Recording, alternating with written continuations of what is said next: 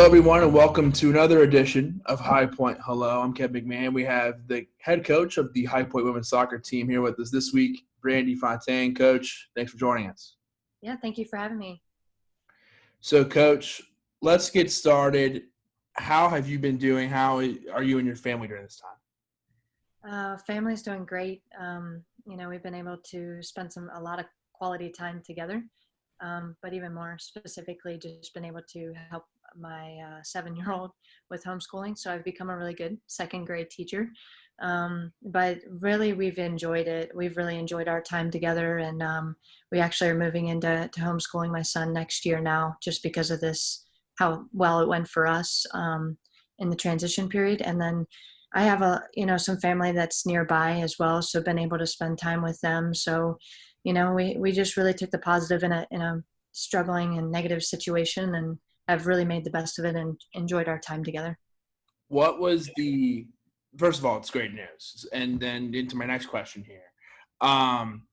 What was the easiest second grade subject to help with, and what was the most difficult? I would say the most difficult subject to help him with was music, just because neither his father or I are very musically talented, although, if you ask us, we're perfectly fine with our singing voices. But yeah, so music, just trying to get him into that. But overall, the one that we really enjoyed the most, or both that we enjoyed the most, were the reading and math. Just to see him progress so quickly and do really well with it and pick up concepts, I think was what made it even more exciting. So. Maybe easy wasn't the right question. Maybe most enjoyable. You're a pro. You knew what to say. I'm always looking for what's the easiest. I'm not good at math, so I would not have answered math. That was the one I enjoyed the most. But that's great. So, Coach, let's start with the fall season. Your second season as the head coach here at High Point. Been an assistant for a long time, but you're second as the head coach. So, after a second year through, what are some things that kind of stood out to you? The things that really stood out to me this past season was just how much growth the team had, especially from an IQ standpoint, understanding our game model and being able to execute it at a much higher level. Really, really proud of them, the team, and how much growth we've had in that area. But then also in our culture as well, just our overall team family dynamic. We grew a lot as a team and grew very close this past season.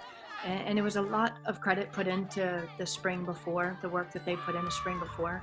And so that helped tremendously in growing the bond and the connection, which ultimately when the culture's, thriving, then other aspects of the game come through. Because without the culture, we could tell in our first season that was what was struggling the most, and we couldn't perform at the level we wanted to. So it was good to be back in a really good place with that. We're still continuing to get better at it, still growing in that area, but that was the most exciting part for us. And to kind of touch on that point, how much, I guess, more fun is it for you guys when you are succeeding, when the culture is, where you want it to be and when everyone is getting along and there is a family atmosphere? Yeah, I mean, I think anyone would, say that it's more fun, when the team is thriving and succeeding. But I think what I'm the most proud of for them is the ones that were here in the season before, to not give into it and to allow the environment to grow. And so that's what made it even more exciting. And that was, the moments you hear him talk about now is just like being able to get through that controversy and the uncomfortable time of things not going really well. We talk a lot about being uncomfortable. I mean, that's something that we really talk about as a program, is being willing to be uncomfortable so that we, in failure, we find success. And so they've really done a good job of that. And ultimately, yes, when we were succeeding this year, it was very enjoyable, and emotions were very high. And I think the team could see that when that's in a good place, that we'll find more success in the future. I know one of the things you guys talk about is, you want to earn everything. You want to earn what you get. And you guys definitely did that this year with the regular season title. A great jump in success in year two for you and your team after, having a second year to kind of get used to all the new stuff. what was the biggest difference for you? I know you touched on it a little bit, but what was the biggest difference for you? What were some things that were kind of, jumping out to you about your team during that run on the field? Yeah, we were just able to. We struggled with when like when we would go down a goal, we couldn't bounce back very well. We just didn't have it. It was kind of like, when we would get scored on, it was almost like we were suffocated, and we couldn't get out of, we couldn't climb out of the hole in order to find success. And that was huge for us this year. It was still something we struggled with a little bit in the non-conference portion, where we weren't getting quite the wins yet, but it was something we kept talking about, is that not allowing those things to happen, and to know that just because we go down a goal doesn't mean that we eventually can't find the back of the net.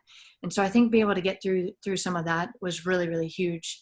And the earn everything was a huge part of that. And that was just knowing that, it wasn't going to come easy, that we were going to have to break teams down slowly, that they were going to sit in on us in low blocks, and we were going to have to break down that type of defensive structure. And so once we got into the mindset of knowing, like, we can do this, and we can succeed, and we will find success, we really started breaking things down. So the good thing is the earn everything carried us through a lot of the season. And actually we have a new theme going into next year. We've changed it up. We have a new one for next year, and it's called Make It Count.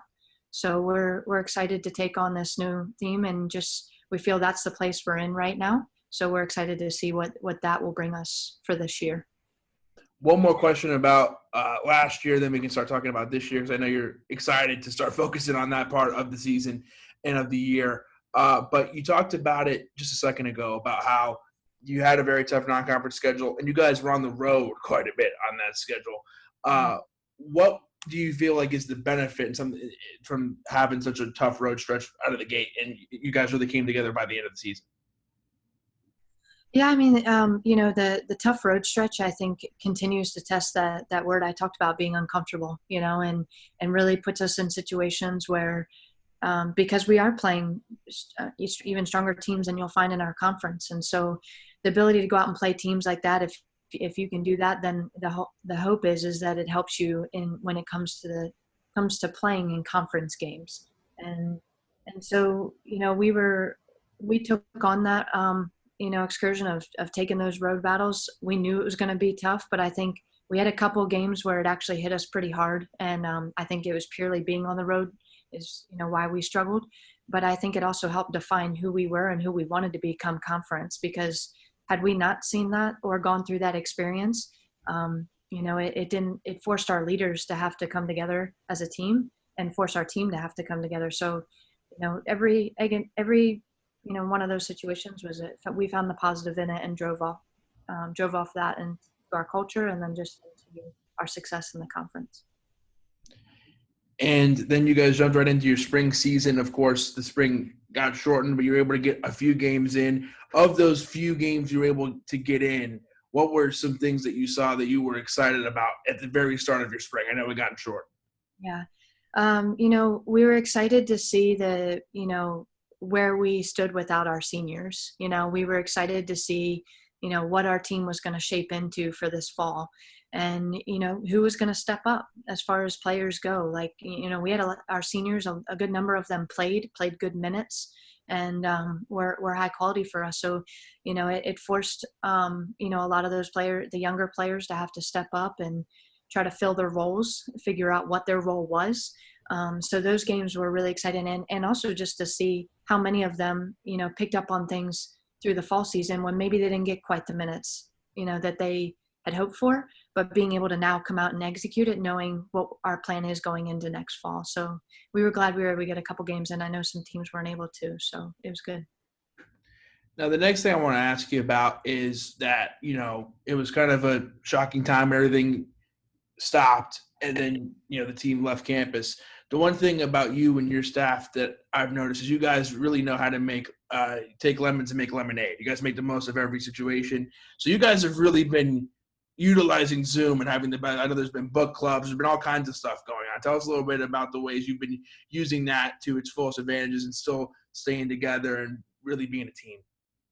Yeah, I mean, we decided during this time. I mean, the biggest part is just being able to stay connected, during this time, and understanding that they have a family away from their family, and we wanted to make sure that that's what they still felt when they left here, and that we were also there to support them, whether it was academically, even our seniors who weren't with us anymore, just making sure they were good to go, and if they were applying for jobs, if we could help or anything like that. But yeah, the group, we connected 3 times a week. We did work on, every Tuesday we would have a speaker come on. It was mainly things that I found, that were, really spoke to them from the mental and psychological aspect of things. And then, Wednesdays we did book club, and we have 6 families within the team. Our team is broken up into 6 families, and so we met. 2 families would meet with a coach, and then the families would stay the same throughout the weeks. But then the coaches would rotate and always work with those different groups.